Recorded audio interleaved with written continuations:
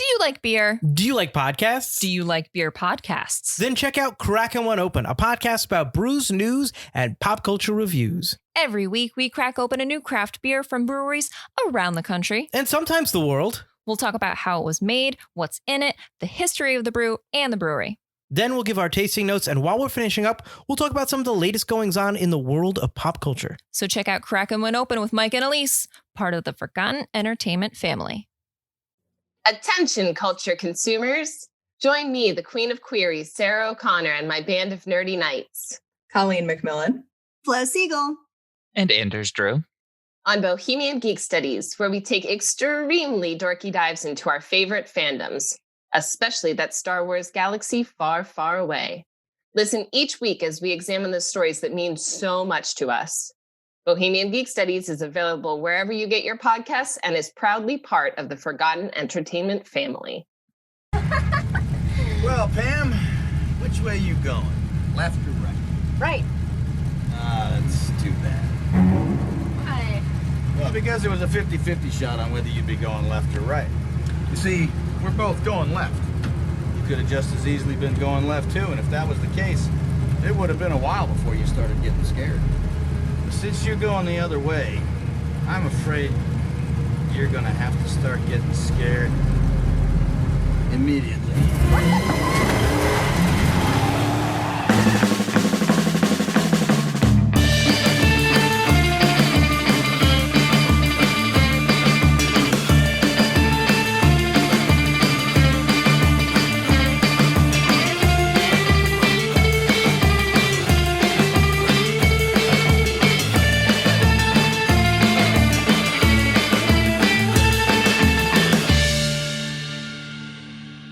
All right, welcome back to On the QT here at Forgotten Entertainment, ForgottenEntertainment.com. Check out all the shows, including the Nomcast, yet another Star Wars podcast, Forgotten Cinema. Just check them all out and then check us out. This is what? This is like week 6? I don't know, 7? What are we at? This is the 6th this Tarantino? Is number 6. Yeah, this is technically number 6, right? Even though we've had this fight over what's actually number... Yeah, I think you started that fight with yourself. I think I did. I think you're right. All right, so... This week, we're talking Death Proof. I'm John. I'm Lloyd. And this is an interesting one. But before we get into what makes this one so interesting and its whole release and why it's a little bit different than the rest of the films, let's talk about our guest. Our guest, if you listen to Pint of Comics, our main podcast, you know him because he's been on, 86.5% of the episodes we've ever done. But on the QT, if you're listening to this and never heard Pint of Comics, you might not know. Our guest tonight is Scary Larry Dwyer. And he is he's a fixture in the Connecticut Northeast horror hardcore music scene. Larry, what is it? What have you done? What makes you Scary Larry Dwyer? A fixture. Yeah, I like that. No, I don't know. I like scary movies, and I've always been involved in scary movies, and I'm involved with Horror News Network, who is a website who writes about horror movies, and also involved with Connecticut Horror Fest, which is put on by Horror News Network, a convention dedicated to horror here in Connecticut, going into our, I think, 7th show. Maybe 8th. I'm not even positive anymore. I've lost all track. Also run Connecticut. Yes. Yeah, I've been there. I do that. I know that one. It's a good time. And Connecticut Cult Classics, which shows double features at a theater in Seymour. Well, we did show them a year or so ago, but now we're getting back to them. Thank you to COVID for sort of chilling out, and for people getting vaccinated. We can move forward a little bit and get back to that. So that's the horror aspect. I guess that's where the scary comes from. And I believe the scary came from you. I think you're the first person to call me scary. Did I coin that? Yeah, I think you did. Because that's a thing now. Yeah, it must have been on the Universal Monsters. Every fucking show I'm on, they're like, Scary Larry Dwyer. I'm like, yeah, it's John's. Fuck it. I will. Well, I'm glad. That makes me proud. He's always secretly hated that. I don't. I hate it with a passion. You'd rather be frightening Lawrence.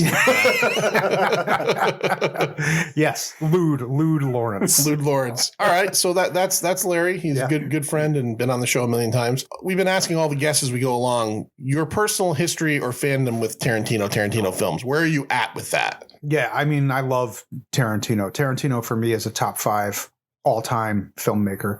He's up there with Hitchcock and Kurosawa and Scorsese. He's just a brilliant filmmaker, from writing to directing, the whole shebang. First one I saw was Reservoir Dogs. My cousin Dave introduced me to it. He's like, "You ever see Reservoir Dogs?" I'm like, sounds fucking stupid. And he put it into his house. It wasn't long after it came out. It was a VHS copy. And I was just fucking blown away from beginning to end and ready for whatever that guy did next. And, I think we could vouch for that. Yeah. You're right. Now, as we've talked about before, we do this randomly and names out of a hat. You got Death Proof. I did. You have not seemed happy about this from moment one. No, not a fan. You know, I mean, I guess I'll save my review-ish comments for the end. But no, I mean, and I don't really know anybody who, when you're like, "Hey, what's your favorite Tarantino film?" They're like, "Fucking Death Proof." Yeah. I don't know. I don't think I know. No, I've never heard that. No. Actually, I did hear one of those on Twitter just this week. A Death Proof? Yeah. Really? Yeah. Somebody said that. Wow. Huh? Well, I'm sure they're out there. I'm sure they're out there. Tarantino himself has famously said in his filmography, he considers this the worst, but he says he still thinks it's a good movie. He still thinks it's got value. It just, he feels he knows that out of everything else he's done, it's probably lower tier. Well, he's never going to say something he made is shit. Right. So, but yeah, I'll agree with him. Okay. All right. Manster, Lloyd. Yeah. What is different about Death Proof as in comparison to the rest of the Tarantino filmography? Well, this one was released as a Grindhouse flick with a double feature. Right. If that's what you're going for. That's what I'm going for. Absolutely. Sorry. Yes. Yeah, we don't rehearse these, so yeah. No, I don't know where you're leading me, but this is live, bitch. But that's it. Yeah, it was released as part of a double feature with Robert Rodriguez's Planet Terror. That's right. Yeah. Now, did either of you guys see it in the theaters, Lloyd? I did not. No. I saw it, Larry. Yes. Long fucking afternoon in the movie theater. Yeah. 2 full-length films, basically. Yep. And then jammed in between is probably a 25-minute stretch of trailers. Yep. Yeah. Which, now, were those real trailers for real movies or just made No, up? they're trailers for movies that they ended up making movies of later. Yeah. Oh. Because the trailers were so popular. Machete was one of them. Oh, yeah. Hobo with a Shotgun was another one. Hobo with a Shotgun, I think, was only in certain prints. Oh, it was in the one I saw. It was not in the one I saw. Okay. What was the other one? I can't remember. Edgar Wright. Don't. That one makes me laugh. Right. And then there's the Rob Zombie one. What was it? Werewolf Women of the SS with Nicolas Cage as Fu Manchu. Yeah. The sad thing is years ago, after the film came out, you could get the Blu-ray of Grindhouse. And I remember it being in Best Buy, and I remember almost buying it and not buying it because I said to myself, you're never going to watch this whole thing again. Right. And I didn't buy it, and it's now insanely pricey. It's out of print. Yeah. When I was doing my whole buying all the DVDs or Blu-rays, for this series, I came to that one, and you could only get it with Grindhouse. I don't know, $74 Oh, was shit. the cheapest that I saw. That's cheaper than anything I've seen. I'm talking about in the hundreds is where I've seen I didn't. There's no way I'm going for that. Yeah. No. And the version of Death Proof that we probably have all seen is longer than the one that was in the actual theaters. So I bought the DVD years ago just because I figured I'll go back to it at some point. Never watched it again. But it does say, and upon doing research for the movie, it's a half hour longer than what you saw in the theaters. And I'll be honest, I saw Grindhouse in the theaters in 2007, right? It came out, April of 2007, I think it was. Yeah, that's right. Yeah. So April of 2007, I haven't seen this since. And I can tell you, watching this movie yesterday, there was bits that I'm like, as weird as it sounds, I'm like, I don't remember this. There's a whole scene in the convenience store with Nicky Cat as the convenience clerk. Trying to sell the magazines. I'm 90% sure that was not in the theatrical release. I didn't remember that either. Yeah. I'm like, I didn't remember Nicky Cat being in this. Yep. Now he is in Planet Terror. Planet Terror or Death Proof? Planet Terror. Yeah, me too. Yeah. Planet Terror is Fun. Fucking phenomenal. A lot of fun. Are you a fan? I've only seen Planet Terror once, but it was fun. Okay. Yeah. All right. And we'll get into it. There's some connections between the two. It's a lot more like a Grindhouse movie than Death Proof is. Yeah. Like a true Grindhouse movie. Death Proof is Tarantino's attempt, from what he says, of making a slasher movie. Yeah. I don't so much agree with that. Well, he wanted to make a slasher, but, and it's funny because I was talking about it with somebody recently. He could never make a slasher film because slasher films are so one-dimensional. Yeah. A slasher film is just one way. There's, a person with a weapon and he's trying to kill a group of people. Tarantino could never do something that direct. He's gotta make it different. He's gotta throw in a whole bunch of different angles. So, you know, I mean, he wanted to make a slasher, but he admits, I'm sure, that he can't tie himself down to making one genre of film like that. Right. I've got a quote here from Tarantino about that. He says, "Let me take the structure of a slasher film and just do what I do. My version is going to be fucked up and disjointed, but it seemingly uses the structure of a slasher film, hopefully against you." Well, see, that's fun. That's weird that he whatever uses that the even word, means. Yeah. It's weird that he uses the word disjointed, because this is the most jointed of his films. This is the only of his completely films linear, totally Exactly. linear. The Yeah. only one that is totally linear. Nothing has. There's not a flashback. It doesn't move sideways in time like every other fucking movie. Yeah. We don't end up. All we do in this one that's a little bit different is we have a time jump, but that's just something that happens in movies anyway. Right. I think he was just on coke when he said this. Very It's possible. possible. I mean, the only thing that really screams Tarantino about this film is the dialogue and the soundtrack. Yeah. You know, and it's not even, you know, one of his, not even top soundtrack for him. I would say the least.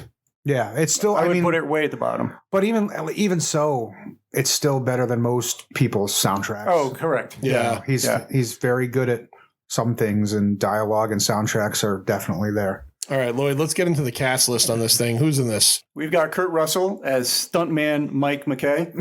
He had a last name? Well, yeah, He does say it in one Oh, line. did he? Yeah. Yeah. I think when he introduces himself to Rose McGowan's character, I think he says Mike McKay. I think it would have been cooler if he didn't. Yeah. Honestly. just one other note. I'm not going by the order of the cast that you'll find online. I'm going by the chronological order of the movie. Yeah, that's fine. It's much less disjointed that way. A Hollywood stuntman who preys on young women using his car, basically. He does one other thing, too. What may be the most aggressive nacho eating scene I've ever seen in a movie. Fucking worst, dude. I can't take. It's like hard for me to watch people eat grossly, and I hate mouth noises. He sucks his fingers. I mean, he's supposed to, obviously. Yeah. Obviously, Quentin told him to, Yeah. but it's just so fucking awful. I'm not kidding. I did want nachos after that scene. I did not. But it That's- gives you who he is pretty much in a nutshell right Yeah. there. I didn't eat for a day after that scene. I was Oh, I was so fucking grossed out. The noises and How about after Blood Diner? well, how about after fucking Brain Dead? The custard scene. All right. Custard pie. All right, moving on. Vanessa Ferlito as Arlene / Butterfly. Butterfly. She makes my ovaries ache. Oh, right. She's She's a good looking girl. And She is. She has a lap dance scene in this movie that I also don't remember from the original. Now I'm sure, or maybe it was lengthened, but it was, I think it was shorter. good lord, what's happening to my pants? Oh, we all know what's happening. Yep. She was in 24 CSI New York, show called Graceland, Sopranos. Sopranos, Yeah. NCIS, Nolans, and a lot of other stuff. Yeah, she's beautiful. Stuff that I don't really watch. I've never seen any of those. Yeah, me neither. I've seen 24. I've never seen The Sopranos. Oh, really? Yeah. She was. Yeah, I think she was one of the girlfriends. One of the. That's worth watching, Larry. No, I know it is. I'm weird with shows. Like if I don't catch up with it right away, usually I'm like, I'm too far gone. Yeah, no, I hear Sopranos is like that. The Simpsons, I never seen an episode. Yeah, but the Sopranos is like 8 or 9 seasons. I know, and it's short. Breaking Bad, same thing. I was just Wow, like, too there's late. a lot of good ones. The I know. Simpsons too, huh? Jeez. The only not often will I actually jump in. Like I jumped into Game of Thrones late, like probably season 2. It's very rare for me to actually jump in after I'm that far behind. All right, moving on. We got Jordan Ladd as Shauna, another friend of the girls, the leader there. Connecticut Horror Fest alumni. Is she? right. She is. That's right. Yeah. Did not go to that I one. ran into her in the hallway at the hotel room. Nice. I was like, look at how pretty you are in person. Yeah, she's the daughter of Cheryl Ladd. Yep. She is. Us older guys remember her from swimsuit edition of Sports Illustrated. Sticky pages, Lloyd. Sticky pages. hey, none of that. And you said Shauna, but isn't it Shanna? Did I say Shanna? You said Shauna. Shanna. It's Shanna Banana, not Shanna Shauna Banana. She says that. She does say that. You say banana, I say Shauna. Yeah. Yeah, she's been in movies and TV shows that I've never heard of. Who's Jordan Ladd? Cabin Fever. Yeah, Cabin Fever. That's right, And then Cabin a bunch Fever. of stuff I never heard of. And yeah, so the same. And then we have Sidney Poitier. Camilla Poitier. Yeah. Not to be confused with her father, Sidney Poitier. She's fucking physical perfection too. Oh, she's amazing. Good God. Yeah, she's a good looking woman. Yeah, she plays Jungle Julia Lucia. Lukai, I think. I'm not sure how to pronounce it. She's a handsome woman. She is a handsome woman. Yes. Yeah. And she can whip that hair back and She's forth. got a bit of an attitude. She has a total attitude. I like that. Yeah, and she's also a small like plot development that goes nowhere. She's also texting some asshole guy. Yeah, That like absolutely. yeah, nowhere. we have to see for some reason, and you're almost hoping like maybe he'll save them. Right. Yeah. Nothing. Something. It goes You see nowhere. the 90s flip phone. Yeah. And then 1 year later, you see an iPod or whatever the heck it was. Yeah. Yeah, I hate when shit goes absolutely nowhere. Yeah. Then we have kind of tangential Marcy Harriel. She plays Marcy. She's the one who comes up and does the pickup line Oh, the for actress. Butterfly. Yeah, she's that girl. She was in Ed, TV show Ed. That was a really good show. Nurse Jackie. A lot of Broadway productions. Yeah, Rent, I think. I think Rent. several of the people in A this were lot from of these Rent. people are from Rent. Yeah. Rosario's definitely from Rent. Yep. Then we have Rose McGowan as Pam. She's the blonde with the long hair that basically stuntman Mike tries to pick up. First victim. Yep. Yeah, first victim. Yep. Yeah, she's got quite a storied life. Big fan. There's a lot going on there. I was always Red- a big fan. Redheaded Rose McGowan from Scream. Yeah. Yep. Scream. Sweet Jesus. Machete, Jawbreakers. Charm TV show. Yeah. Yeah, another handsome woman. She is a handsome woman for sure. Then you have Quentin Tarantino himself as bartender Warren. Yep. Yeah. Eli Roth as Dove. Not sure how to say Dove. his name. Dove. Which was also a name in Reservoir Dogs. Quentin does that a lot. Dove was the Who is Dove? When he's talking, he goes, get Dove on the phone, tell Daddy. It must be his brother or sister or I something. talked to Dove, and okay. Daddy's fucking pissed. Yeah, that's it. Yeah. Yeah, probably the same guy. He does it all Same the time. universe. He always uses the same fucking names. Oh yeah, Scagnetti. Yeah. Scagnetti. He uses Scagnetti in Reservoir Dogs, and it's also the name of Tom Sizemore's character in Natural Born Killers. Vic Vega and Vince Vega. Yeah. It's all over the place. It's his shared universe. And several of the people that are friends in the bar, Eli Roth, and then one of the other guys, and I think maybe two of the other guys are all Inglourious Bastards too. That's right. The little guy. Yeah, that doesn't Eli really stand Roth in- is the bear Jew, right? the bear Jew. Yeah. Yeah. Yeah. Eli Roth, horror director. Speaking of Cabin Fever, There you go. Hostel. Yep. And that's how you say it, by the way. It's called Hostel, not Hostel. Who the fuck would ever say Hostel? You looked at me when I said that. If anybody's listening and you say that, stop I'm not listening. saying any names, but I don't know if they listen to this podcast, but they'll know who it is when they hear this. Okay. Death Wish remake. He also did House with a Clock in His Walls. Did you ever see that? No. No, kids No. movie. I've seen it. It's on TV. Moving Eli on. Roth did that? Yeah. Yeah. Oh, I didn't know that. Yeah. Okay. Michael Parks reprising his role as Texas Ranger Earl McGraw. Man, I fucking love Michael Parks. Yeah, he's great. Great little character that's a through line through Kill Bill, this, Yep. From Dusk Till Dawn. Yep. Yeah. Yep. He's just a great actor with a very interesting story. If you don't know his acting story, people just do some research and how he was blackballed from Hollywood for years. Oh, really? Yeah. He blackballed and he was out of Hollywood for a long time. I think Quentin's the one who brought him back. Maybe Quentin I think it was Quentin. Good for Quentin for bringing He him was back. great in the Red State. He's great in Tusk too. Yeah, I still haven't Which seen you haven't Tusk seen. yet. Yeah. Oh, Tusky was It's amazing. a love or hate, but he's amazing in it. He's amazing in everything. He really is. One of my favorite characters. Yeah, we talked about it on the Kill Bill episode. Yeah, He ended up with 2 roles in Kill Bill Yep. because Ricardo Montalban shit the bed or was late to a table reading that he was supposed to be that character. Yeah. And they just said fuck it, move on and Listen, I'm sure Montalban would have been great. Yeah. But Michael, that's one of my favorite Michael Parks roles of all time. Yeah. Just that little fucking role. You know, I'm so what is he, mad like at a my pimp? He's like a pimp or something. He's a pimp, yeah. Yeah.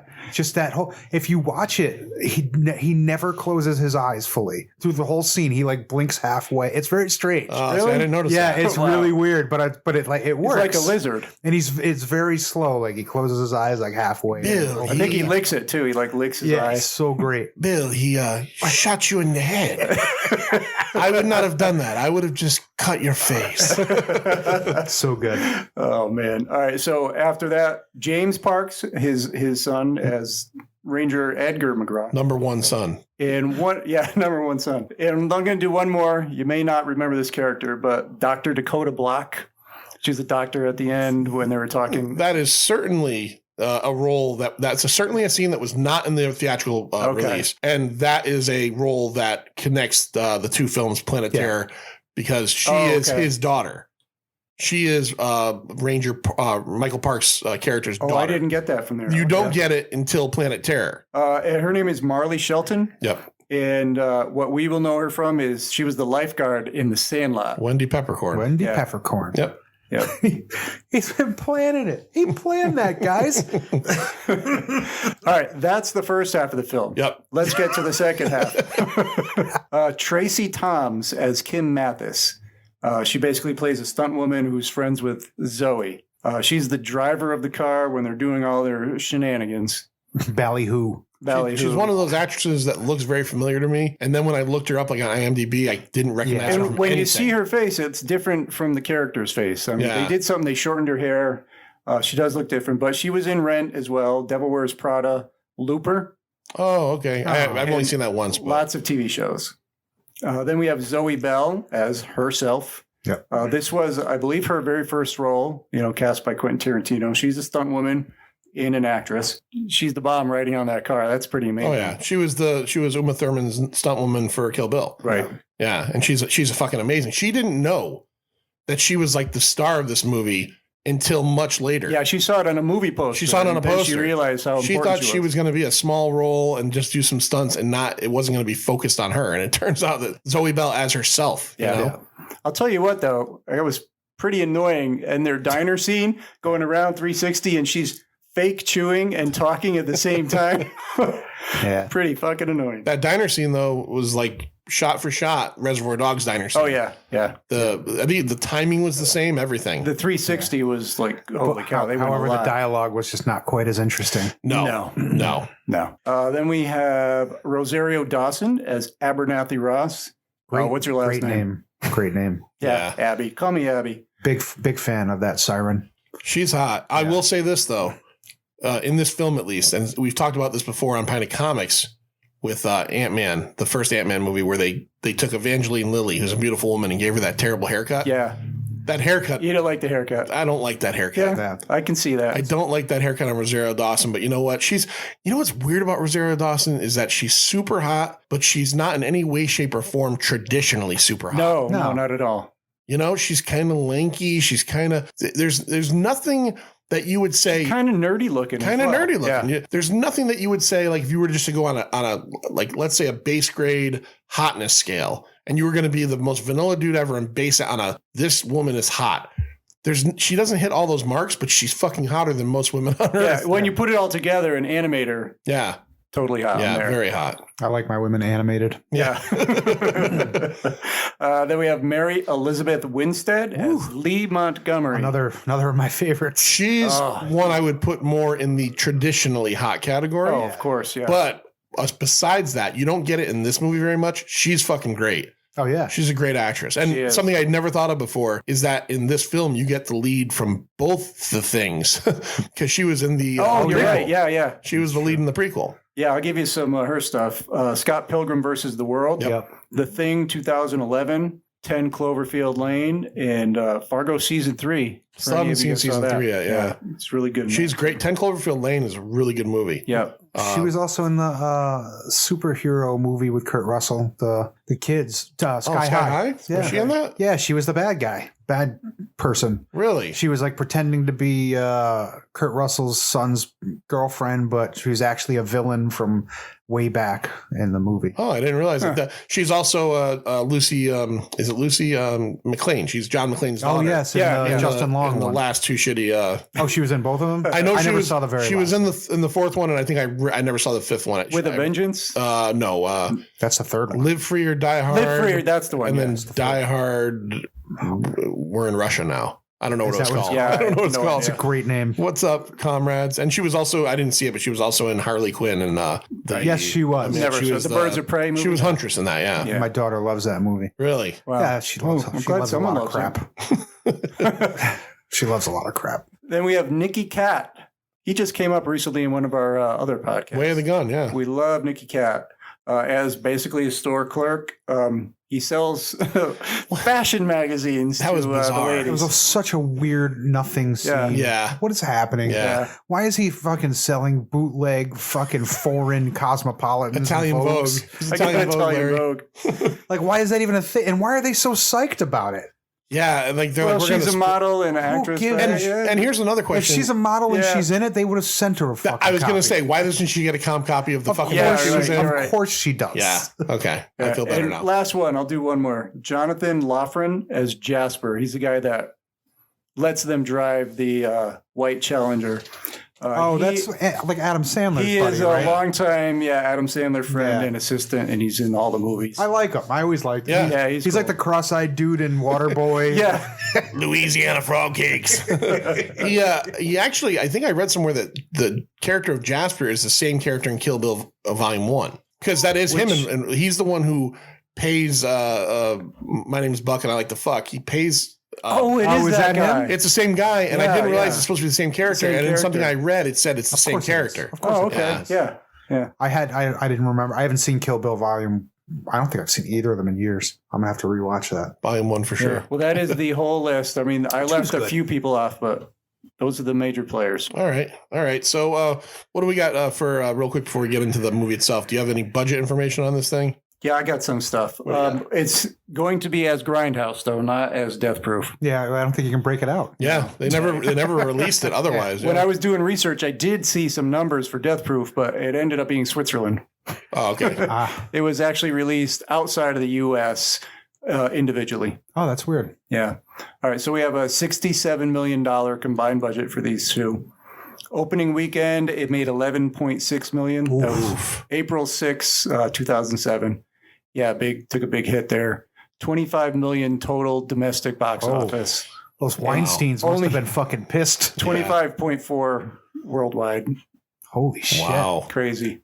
Wow. No, I think I remember reading at the time that Tarantino and Rodriguez wanted to plan this out to be a regular every few year thing. And I think we now know why it I wasn't. think, yeah. Yeah. There we go. And it really doesn't help too when you got two movies. Nobody could be solidly for either movie, right? Mhm. Like I love Planet Terror, but I could tell why people wouldn't like Planet Terror. Yep. And I'm sure people love Death Proof, and I can tell you why I don't love Death Proof. Right. So it's like you didn't get two like absolute winners together. And between the two, you might, you like something. Right. All right. So Lloyd, what is this thing about? What is Death Proof about? Well, I would bumper sticker this basically two different sets Jesus of Christ, sexy young women Sexy. are stalked at different times by stuntman Mike by his car. He uses his car to kill him. Now, Sounds interesting, doesn't it? it does sound interesting until you realize that the first set of girls, you're going to follow them on their day Yep. for about 40 minutes before stuntman Mike even shows up. Yeah. Mhm. There's a lot of heavy dialogue, and some of it's good. It's some fun dialogue. It's interesting, But that's and all it is. The girls are all cute, I mean, Yeah. and I'm not trying to put it to the base level, but they're all cute. They all have you kind of feel like they're friends. Yeah. But we're just talking about the first set, right? Right the now, first the first set, set. right? Okay. The first set, we get this feeling, and then I like a good set. a good set. Yeah. I thought you said you get the sect. feet out the window. Yeah. We get A lot of feet, dude. Come on, Quentin. We've talked- so many fucking feet in this movie. We'll get to this later. yeah, we've talked about feet in the Tarantino universe, and this one is like Dude, there's a lot of feet. this is his grand opus of fucking foot. Yeah. It starts with a foot. Yeah. The fucking opening's credit, which I don't think I ever noticed before. Yeah, it title. flashes like a different title. Yeah, first. Thunderbolt Something by Thunder Quentin Road, Tarantino. Thunder. Quentin Tarantino's Thunderbolt, Thunderbolt by Quentin. Yeah. Yeah. And which I don't know if that was his idea of the original title or if that's like his little joke. I saw it and I freeze framed it. It took me so long before I could actually nail it's it. 10 frames Yeah. and it disappears really quickly. Yeah. yeah, I don't think I ever noticed that. But again, I think this is the second time I watch it. I haven't seen it since the theater, and I own it. I own the Blockbuster DVD. I bought it. It was probably in the used bin. You know how when Yeah. Blockbuster gets like 700 fucking movies Yeah. for a new release, and then after like 6 months they start dumping them in. You the get that used white bin. and blue case. Yep. Yeah. Yep. That's the one I have. I don't think I've ever fucking watched it until now. I bought Planet Terror and Death Proof separately as DVDs. I've watched Planet Terror probably 5 times. in That's more than I've the watched 12 years. And this is the first time I ever threw Death Proof. When I cracked it open, like still had like the little leaflet in it for like, you know, sending away to get some free whatever. Stuntman Mike is kind of stalking these girls. They see that he's stalking them, or one of them, Butterflies. Butterfly notices this. What's her real name again? Arlene. Arlene. Okay. Right. Arlene. Sexy. My Lord. I'm the name. I'm making fun of the name. Oh, I'm still on the Vanessa. I had an Aunt Arlene who was old and like peed on the chair at Christmas, like Christmas time. So I can't take the name. One thing I did want to mention, we forgot to say, this was written and directed and shot, filmed by Quentin Tarantino. The only film he was a cinematographer Right. on. Yeah. Oh, I was going to say, I thought that's why we were doing this podcast. I thought we all knew that already. Yeah. Well, we have to say, and not produced by Lawrence Bender. First one. Yeah. Is it the first one? This is right after Kill Bill Volume 2, where he almost killed him with Thurman. Yes. And Lawrence Bender. I just drive the fucking car. It's safe. I drove it myself. Yeah. Lawrence Bender had an issue with the whole thing, I guess. And I think that was the end of their. That was it. Oh, was that what ended their partnership? Apparently, that was what ended their partnership. Yeah. But oh wow, that's crazy. Yeah. But aren't him and Uma are supposedly talking about doing a 3 though? After like 15 years of not talking at all. Okay, they didn't talk. Yeah. All right. Yeah, because then in the meantime, you know, I know he's apologized, but it took him like 15 years to fucking do it. Plus, she had the double, I guess, bullshit of Weinstein, had attacked her or something. I don't know how, Now he sort of anytime defended her, but is it just me or now anytime you're watching a movie and you see like Weinstein? Oh, like, I hate it. Yeah. like just like and it sucks when they're good movies too. I mean, it is what it is. What are we gonna do? The movies are there, so it's it's not like he's still making them. No, is he dead? No. Okay, that's too bad. Sorry. No. He Sorry looks to his very close to relatives. dead, though. Sorry to your relatives if you're listening, but I do mean it. Still think the weirdest story about him was that he supposedly jerked off into a houseplant in a restaurant. Did you ever hear that one? No, I didn't. Yeah, he apparently was trying to get like some actress to do some stuff for him, and she was like, "Fuck you," and she left the restaurant. And the restaurant was supposedly like closed, but there was people there, and like in front of some of the people that worked there, because he couldn't nut. Yeah, he couldn't be a fucking gross human being. He just masturbated into a houseplant. Interesting. I've read this story. I saw somebody do that at a house on tour. Like we were on tour. Like, why are you jerking off into the plant, dude? Like, wait, do you see what I do with the toothbrush later? Oh no! My God. Like, all right, man. I thought those were like fake stories. I'm just gonna go to sleep. Don't do anything to me. Wow. All right. This is how fucking Little Shop of Horror starts. Yeah. Feed me, Larry. Wow, this took a left turn. Yeah, it did. Let's get back to the movie. Let's take a hard right. Let's get back on track. Sorry, guys. All right, so Death Proof. We end up at the Texas Chili Parlor, which just by name alone, I want to go to. Right? Yeah. Right. This whole thing, by the way, was filmed in Austin, Texas. Yeah. Except for the second half of the film, I think was filmed in Tennessee and California. Tennessee. There it is again. Arrested Development. So yeah, Texas Chili Parlor. They're just hanging out. They're having a good time. Yep. And we get introduced to Stuntman Mike, who is wearing an icy hot jacket. Icy hot. All right. I don't know why he's riding the icy hot wings, but he's wearing an icy hot jacket. Mm-hmm. He's eating a plate of nachos like nobody's business. And he ends up kind of having a flirtatious conversation with Rose McGowan's character, Pam. Yeah. As they're talking, it becomes apparent that she is not a fan of the Jungle Julia crew. They knew each other in high school. She was bullied by them. Do you guys agree? You get more of him in the first half, but does it seem like it's a different character in the second half of the movie with the Kurt Russell character? There's not enough of him to know. Yeah. Really. Like after the hospital, he just kind of disappears and like all you see is what do you get? He wants to lick. Do you get maybe feet. 7? That's about all you get out of him. Yeah, you get that scene and then a couple scenes in the car. I felt like we were robbed because I felt like in the first half, you get this genuinely good performance by Kurt Russell. You always get a good fucking performance. Absolutely. Whether or not you like this guy or, he's skeevy. He is skeevy. Yep. He's stalking these girls. He's going to fucking hurt them or kill them. But then in the second half, he's literally just like a faceless maniac monster who at the end becomes like a cartoon villain who's crying and gets his ass beat by 3 girls. Right. Yeah. It was so out of character and just weird. It just felt so disparate from the first half to me. Yep. That I was kind of sad that we didn't get any of the personality that we got. Well, it's not only, might as well just get right fucking to it. Not only is he completely different in the second half, the whole fucking movie. Yeah. It like right after the scene that we'll talk about, I'm sure, the only scene in the movie that's any good, the car accident scene, it just completely grinds to a fucking halt.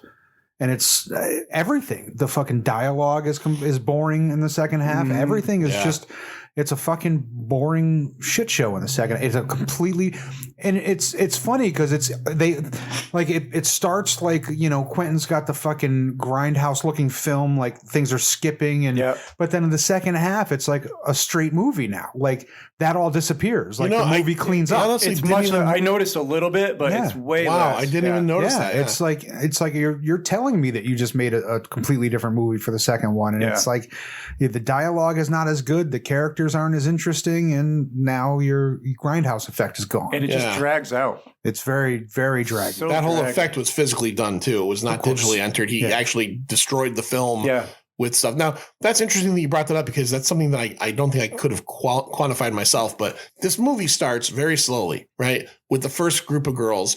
And then talking about like scoring weed for like 10 minutes, getting weed, like 10 minutes of it, and all that, and then you get to the point where we meet Stuntman Mike, and then it ramps up a little. It ramps up, and we spend like 20 minutes hanging out with all these characters. A lot of time, right? A lot of time. Then we get to the point where the action happens. He kills them, and then we go right back down to meeting a whole new group of girls with just as disinteresting fucking qualities. Yep. Okay, I think even more. Then we're gonna. They're more disinteresting than the first. Honestly, even though Rosario Dawson is in the second half and Mary Elizabeth Winstead, they're bigger stars at the time. Winstead, not really, but Dawson was. The first half, I felt more. I was more into watching those girls. I was definitely more invested in the characters in the first half.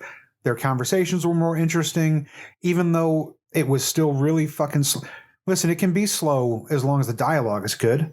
I'm a dialogue guy. I love heavy dialogue. That's why I love Quentin. That's why I love early Kevin Smith. That's why I love John Hughes. They write great fucking dialogue. But so even though it was slow in the beginning, I was still hanging through because the dialogue was pretty solid. But even by the halfway point, when they get to the other, it's just like everything falls off. Like, they go to a different state and everything's completely fucking different. Yeah. Like, Michael Parks is like, well, I know he did it. I'm like, okay, where's this going? Is he going to fucking chase him down? Because nowhere. He knows that he did it on purpose. Like, he says that. And I'm like, okay, so Michael Parks is going to end up being the fucking, the guy to come save her. You never see him again. It's so many fucking little plot points in this movie that never, like you mentioned, texting with the boyfriend, never goes anywhere. Yeah. Michael Parks saying that he knows that Kurt Russell killed him on purpose, never goes anywhere.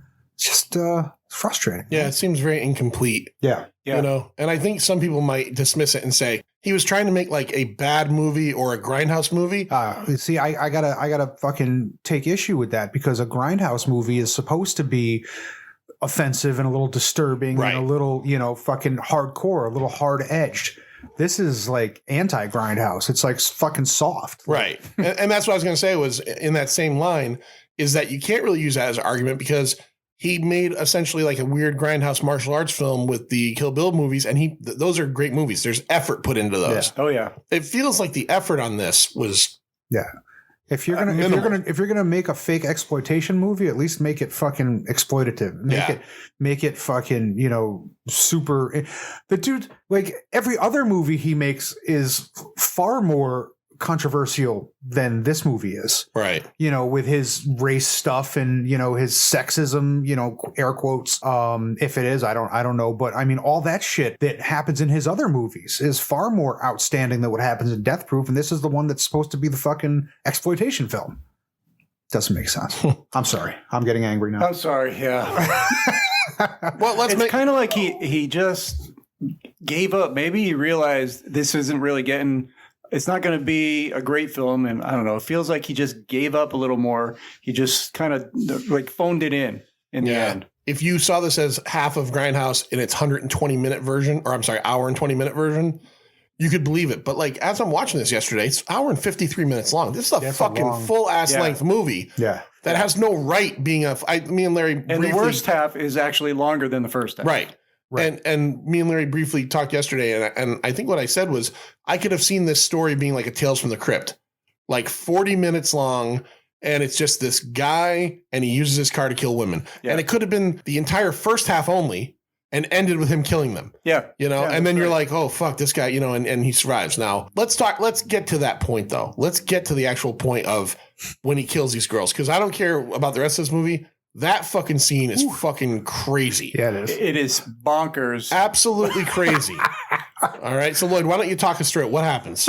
So, well, they all end up leaving the place, and he drives her friend Pam. You know, she needs a ride, and he goes with her, and she gets in the passenger side of this stunt car, That doesn't really have which a is seat. no, there's no seat. It's like a metal, Just seat. like a roll couple bar. Yeah. Yeah, it's crazy, and I don't know why anybody would get in that.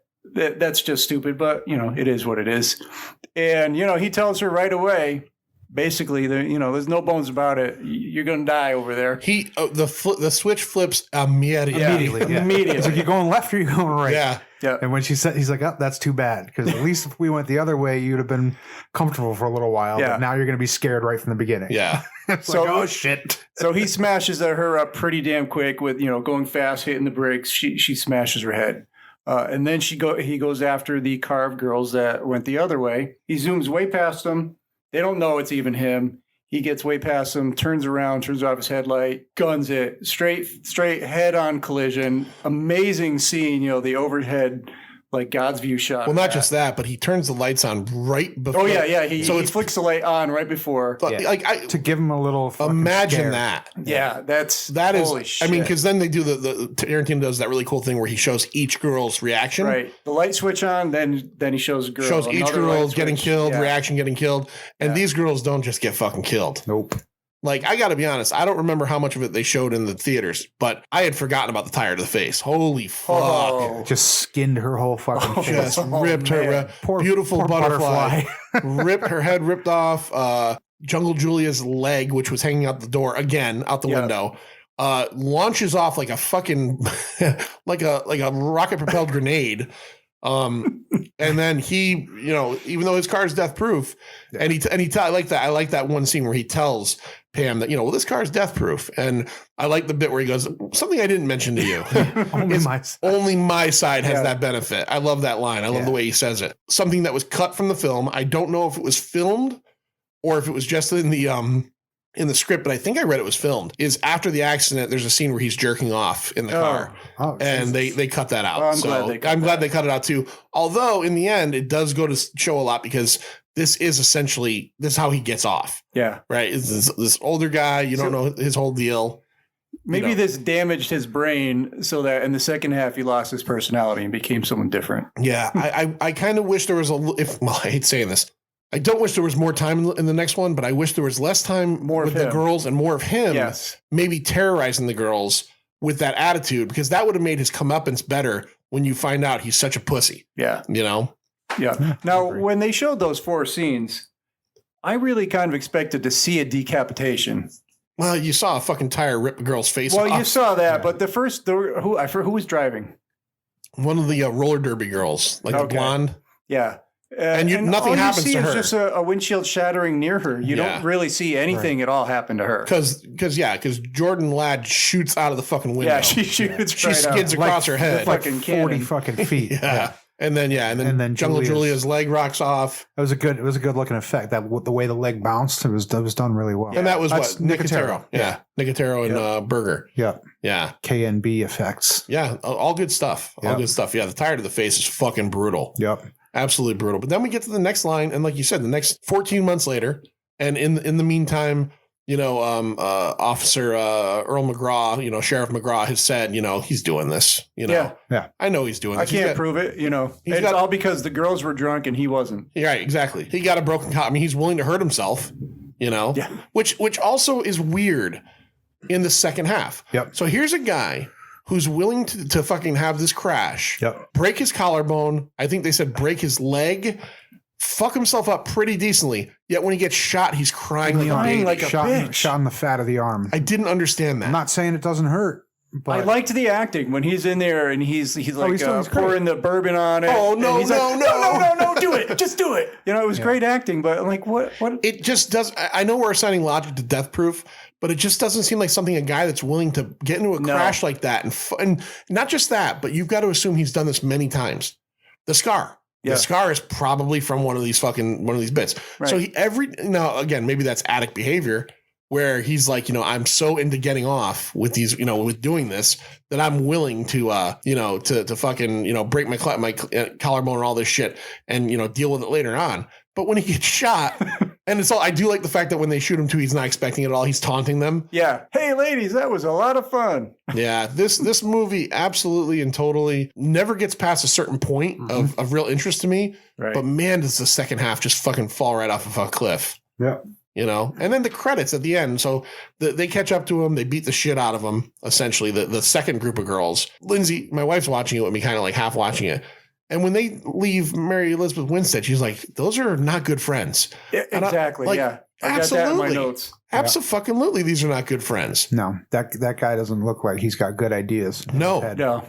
No. Good for him. He's got good ideas for him in his head. Yeah. Yeah. She's in a basement somewhere. Yeah, definitely. Yeah. Most definitely.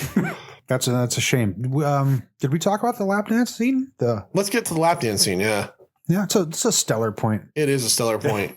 In the It film. is a stellar point. What was the song? Do you remember? I don't. It was down in Mexico by the Coasters, That's it. Okay. Yeah. who only had one number one hit. The Coasters. Yakety yak. Don't talk back. Yep.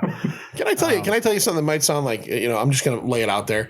Whenever I see a movie like this and you got like a group of like, girls or guys of a certain age, young people, and they're really into music like this, I never believe it. I never believe it. Yeah. I hate to say that, but like when she's given the lap dance, she knows all the words to that song. And I'm like, this just doesn't seem like the A song. song from like 1956. Yeah. And I hate to say that because I know in Tarantino's mind, that's his music and stuff. But I wish, as dumb as it sounds, maybe throw something a little newer and poppier on. I'd believe it more. Yeah. That's just me. That might be stupid. My only thing. It makes sense to me when, Jackie Brown's listening to it and Max Cherry goes to buy the fucking. Yes. That makes sense to me. 25-year-old girls. Makes sense to me when, fucking Mr. White is listening to K. Billy's Super Sounds of the 70s.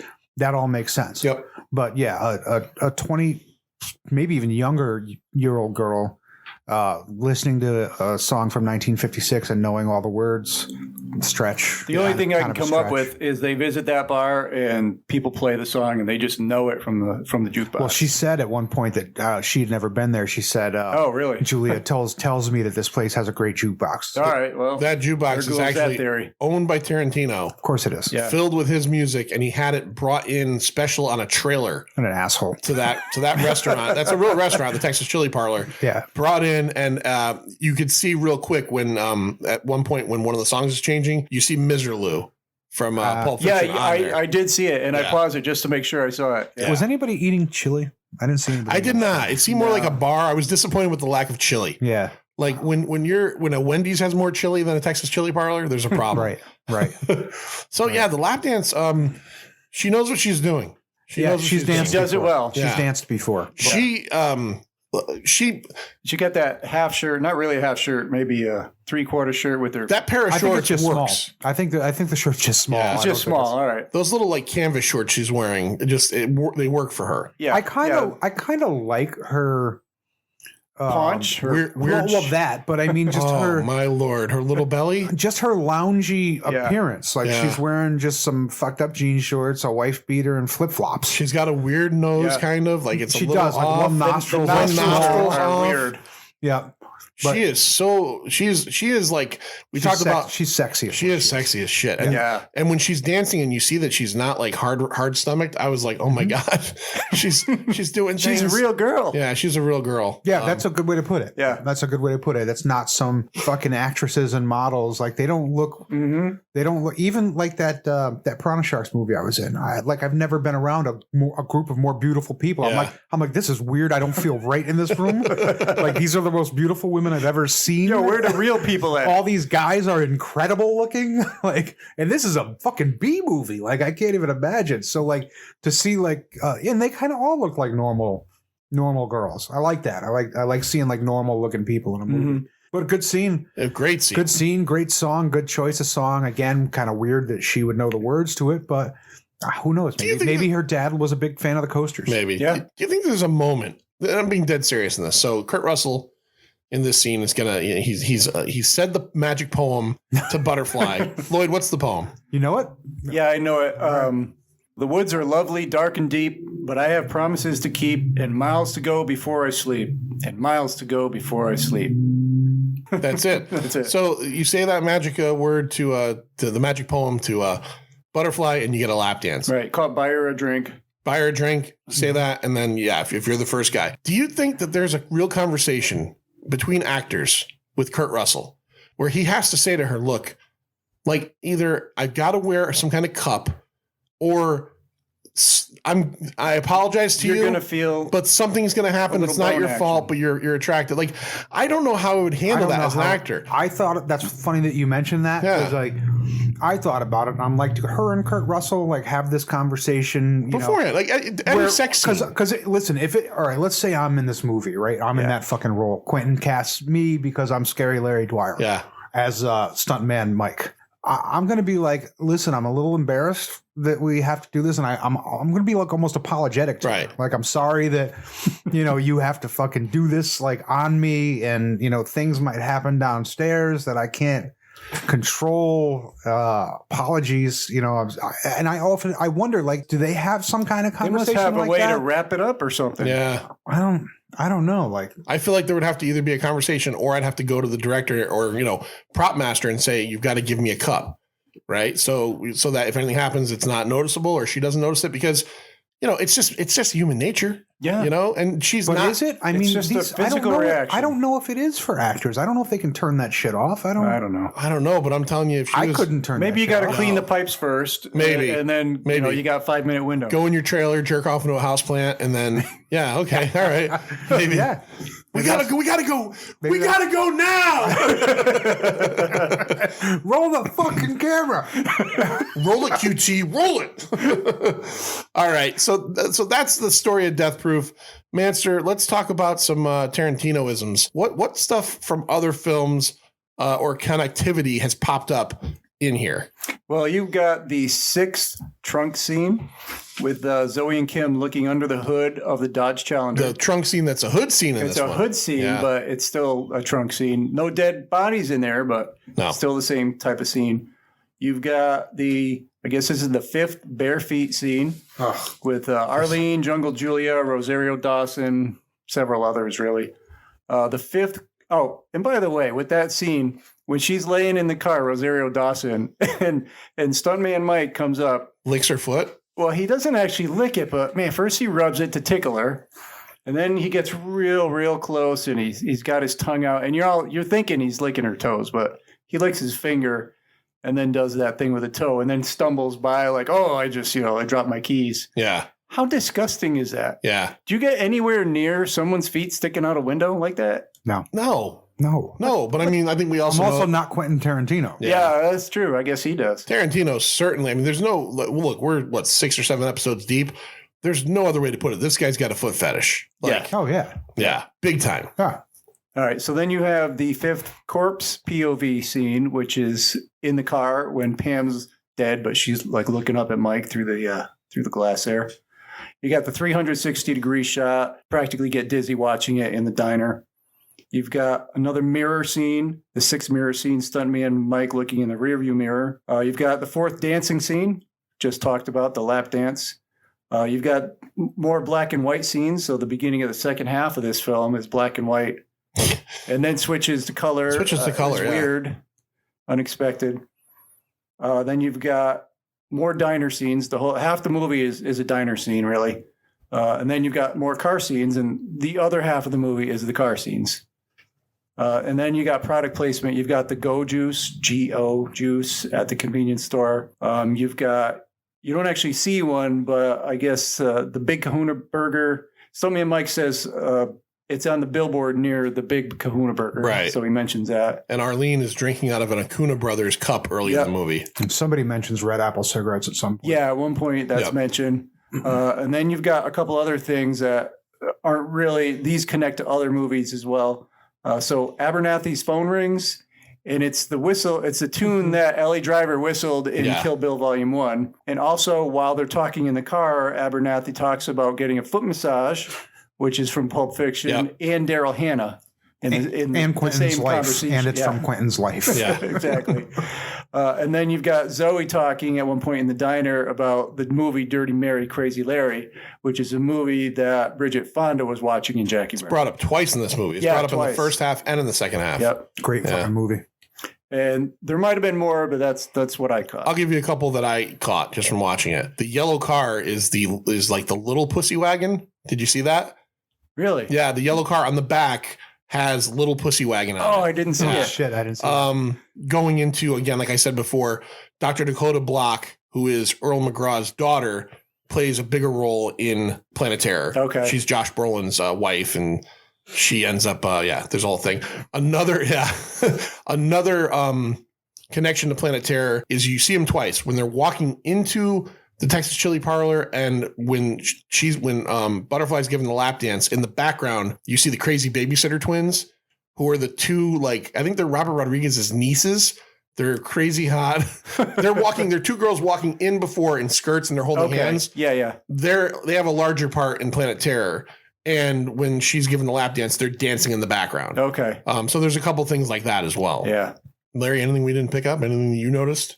No. Just the only ones I really noticed, Lloyd already mentioned. I didn't notice the ones that you'd mentioned. The ending bit, I don't know if that's supposed to be all of his victims. Did you notice in the credits they just show a bunch of women? Yeah, they show a lot of weird women that aren't in the movie. Right, aren't in the movie. And then you get Butterfly at one point. Yeah. She's sitting in a car, smiles. But then you just get all these random women. I'm wondering if they're just trying to say like I think so. Yeah, he's killed all these women. Yeah, before. okay. All right. Yeah. That makes sense. Which is surprising since he's such a fucking pussy. He is such a pussy. Yeah. Oh my God. Nobody apparently fought back until these girls. Punch him, I think I read somewhere 37 times or something like that.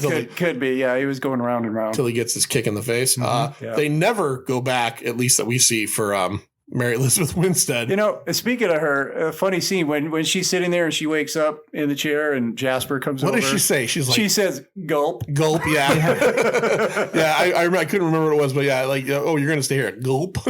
How would they go back? They don't have a car. Yeah, they fucked his car up up. Yeah. Bad stuff. All right, let's rate it, Lloyd. Let's do this. We'll end up with Larry. We'll stop with Larry. I'll start today. I don't always start. Right. So same rules apply to Pine and Comics. We go on a scale of 0 to 5 with quarter scale here on the QT. Real simple. I'm going to put it this way. I've seen it twice. I've seen two different versions of this movie. I think it's a little bit better in the Grindhouse version because it's shorter and quicker to the point. But I don't think either one is anything I want to really go back to anytime soon. I'm going to go, this is by far the lowest I think I'll go in any of these. I'm going to go 2.75. There's stuff I enjoy. Kurt Russell is immediately going to give you a full point alone. If we had gotten better Kurt Russell in the second half, it might have gone to a 3. Based on that alone, but we did not. We got very little Kurt Russell, and we got a lot of talk about the scene where they're talking about the strategy to buy the car or get the car from him is like fucking 8 minutes long. It's too long. It's so long. Okay, you're gonna go in there, and then we're gonna go and then and then the conversation they have about doing the stunt, and then the 10-minute argument with Rosario Dawson whether she's gonna go with them or right. not. It's like a half hour of them arguing about who goes in the car, are they gonna do the stunt or not, and can they get the car. 2.75. Lloyd, what do you got? All right. Yeah, I agree. I mean, you're going to get a 1 just for being a movie.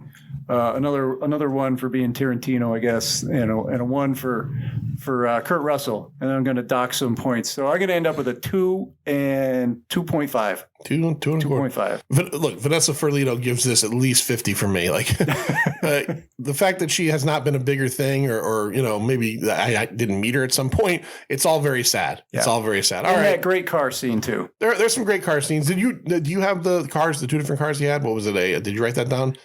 Just the 1970 Dodge Challenger. Dodge Challenger. I didn't write the other one. Okay. All right. Scary Larry. What do you give 2007's Death Proof? What are we talking about? Oh, we talked about it at the beginning. A bad Tarantino film is probably better than a lot of other films, right? When it comes down to it, the guy knows how to write dialogue. This was just a little dry, a little bland, and a little long-winded. He does know how to pick a good soundtrack, and he did, but again, I don't want to say worst because that sounds bad, right? It's a good soundtrack in any other movie, right? But for Tarantino, it's not the greatest.